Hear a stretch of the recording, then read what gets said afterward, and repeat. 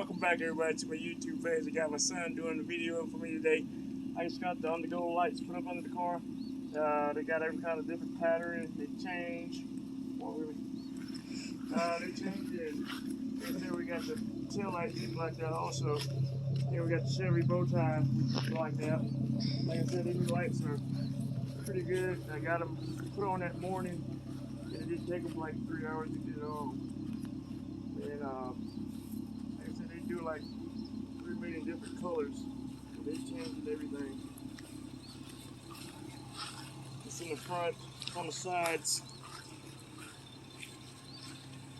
Then we got the HID headlights with the fog lights. We did the BRL adjustments. That's where the headlights, the fog lights will come on at nighttime, not just in the daytime. They come on at nighttime with the car too. Give you a little extra brightness on the road when you're riding. But other than that, I got some more mods coming soon. Just keep checking me out, man. Like and subscribe to the page. And I'll get back with y'all as soon as possible when I get some more stuff done. I'm out.